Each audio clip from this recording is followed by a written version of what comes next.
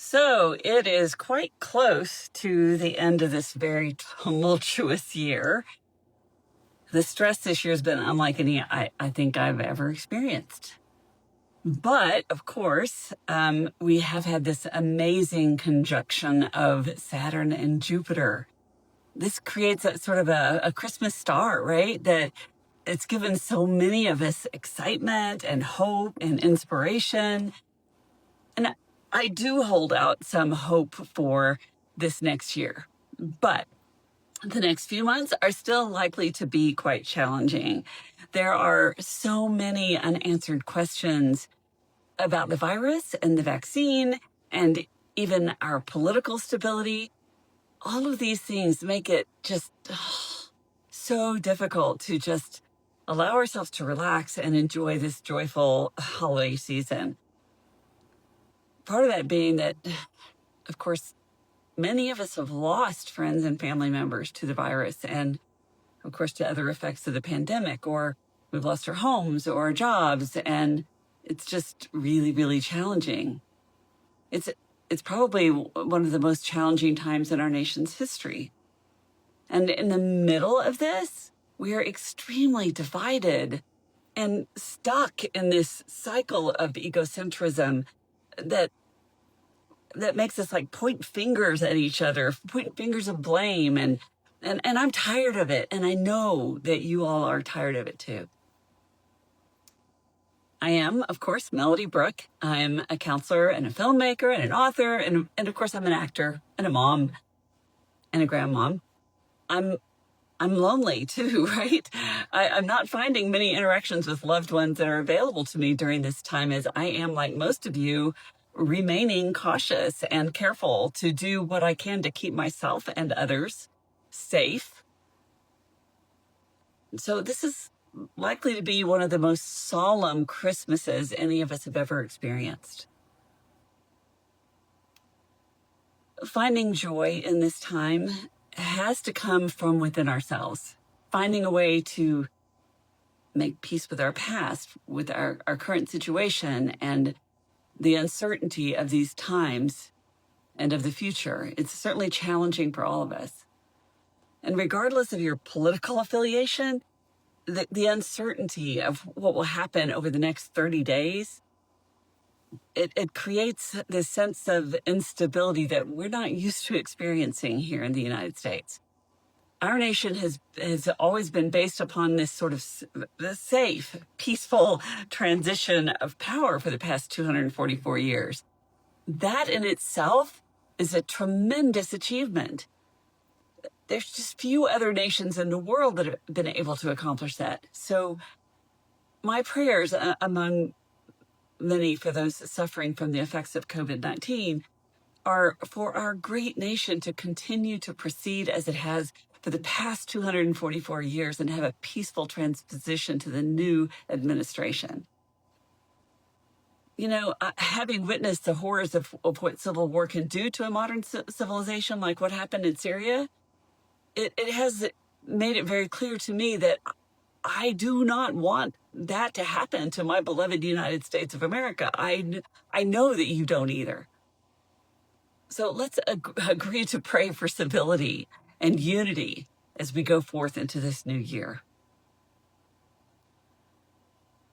So the opportunity that has been these past 10 months is for us to go inward and to discover the joys of connecting with ourselves. That's, of course, a very difficult prospect for those of us who have not formally been introduced to our inside world. Prior to March 2020, there are not many of us who've been that focused inwardly, except maybe monks and nuns, I suppose. But for most of us, looking inward means facing the demons of our past, the lack of self-love that we might have inside, the lack of self-awareness. And sometimes, of course, the pain of loss and betrayals and abuse that maybe have been hiding behind our anxiety and our busyness.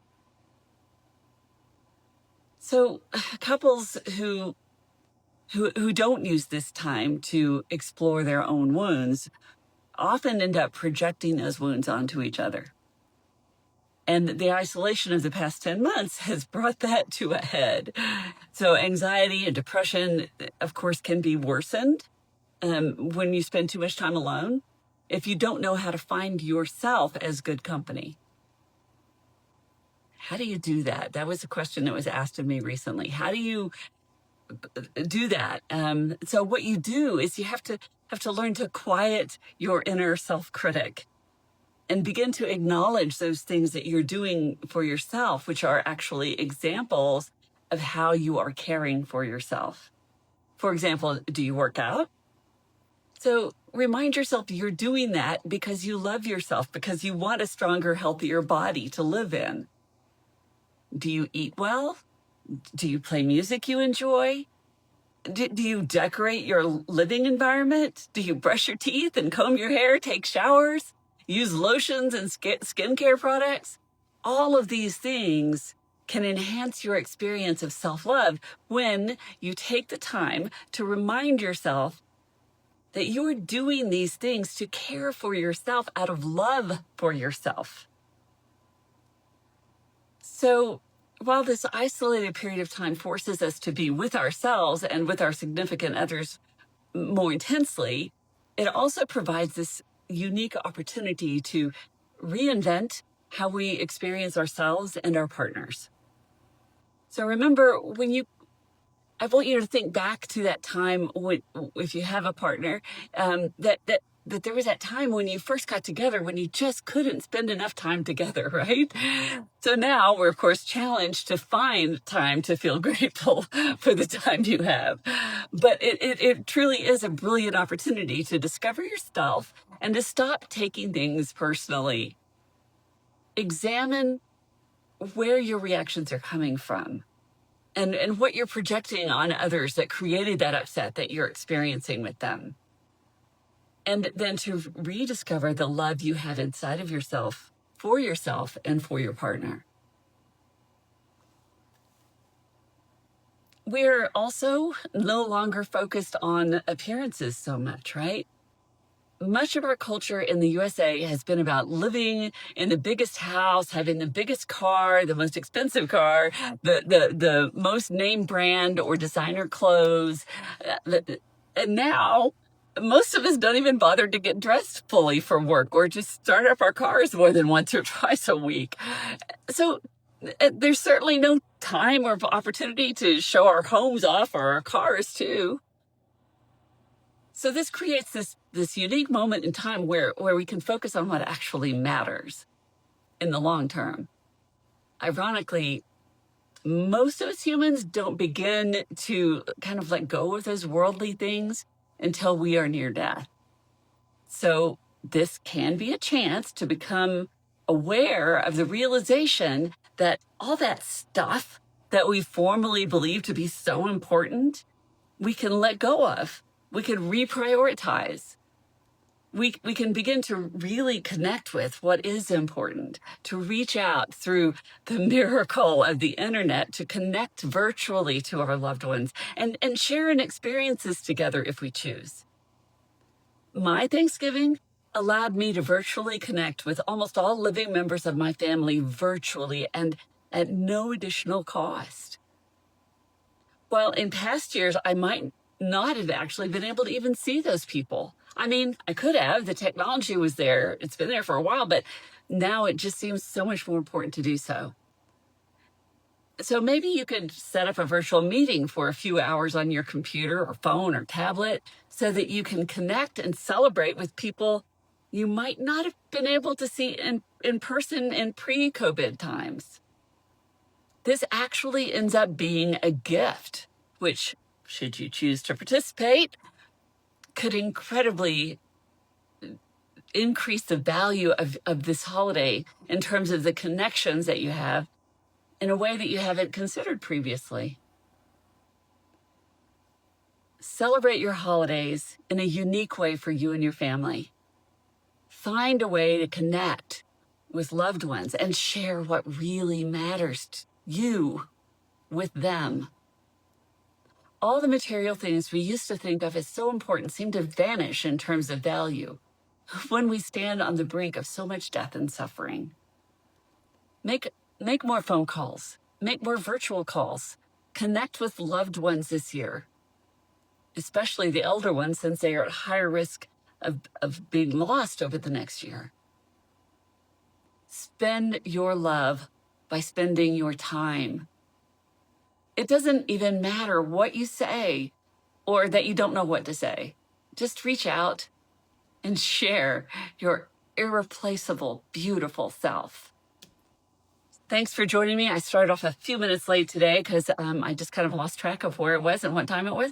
But anyway, I'm happy that you're here. Let me put my glasses on and see who's here with us today. Tizzy, hi. Thanks so much for being here. Hi, Sue Parker. Georgette, thank you for the Merry Christmas. Michael, Fifi, thank all of you for being there. And I will be back. I will show up next Tuesday at 4 also to sort of be a precursor to bringing in the new year that hopefully will be more glorious than this past year has been.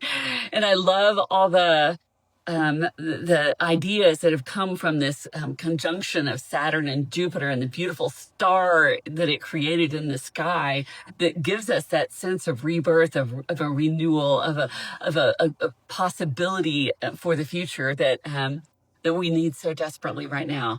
These have been extremely dark times for the world, and most especially here in the United States.